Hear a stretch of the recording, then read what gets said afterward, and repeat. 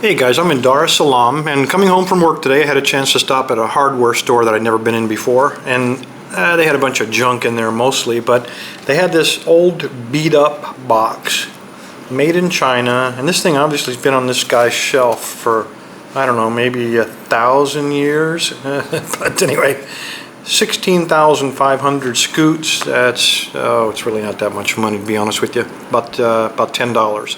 So I looked at the lock and I thought, oh, there's nothing spectacular about this Euro cylinder, until I turned to look at the keyway and I thought, holy crap, I've never seen anything like that before. So I started inspecting the lock just a little bit closer, and I noticed that on the bottom it has 10 pins. And I thought, wow, they must be angled. Maybe it's like the Dom or one of those.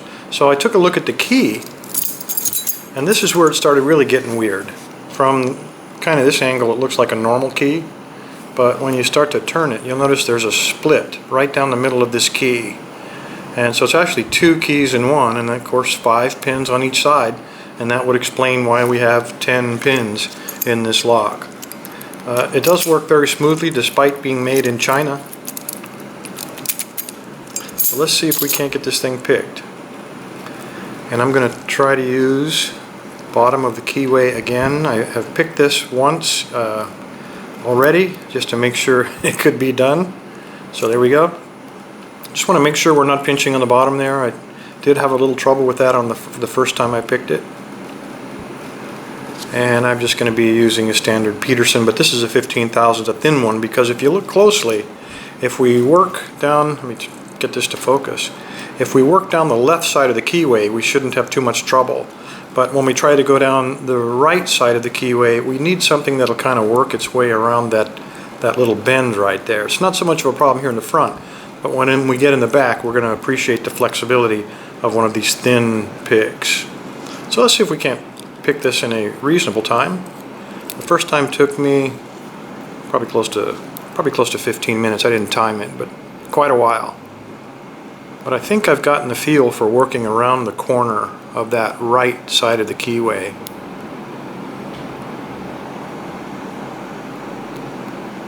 So again, I'm just feeling, I'm going to start on the left side. I'm just kind of feeling for a resistant, a little bit of binding of one of these pins.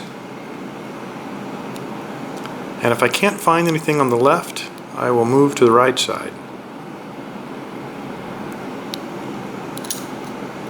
which I'm going to try to do right now.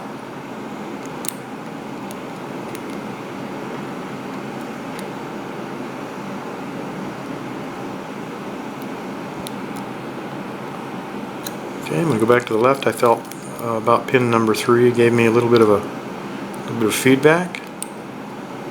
Felt it click in place, it felt like. Okay, I felt pin, well, I don't know how to number these. Let's say the left is 1 through 5 and then 6 through 10. So the first pin number 1 here, just clicks. I'm going to give the left side another feel. Okay, I felt like pin number 5 clicked for me. Okay, that was pin 4, and I got a little bit of a false set on that one, so see if I can pay attention and find a security pin.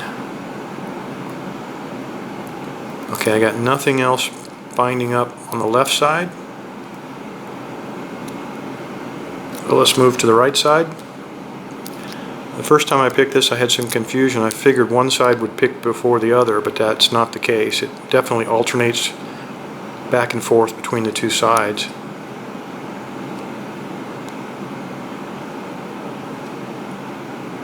And getting feedback from the left, sometimes, again, this is lesson learned from the first picking, you can't lever off of the bottom like you see me trying to do here. I actually have to hold it on the right and try to keep it a little bit straighter so I can work my way up into the keyway. So let's work our way using my finger as a lever point and see if that works better. It worked pretty good the first time.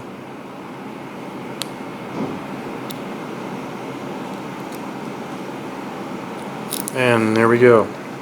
So we got a 10 pin, I don't even know what to call this, a Y keyway or a W keyway, depending on which way you want to face it. I really don't know.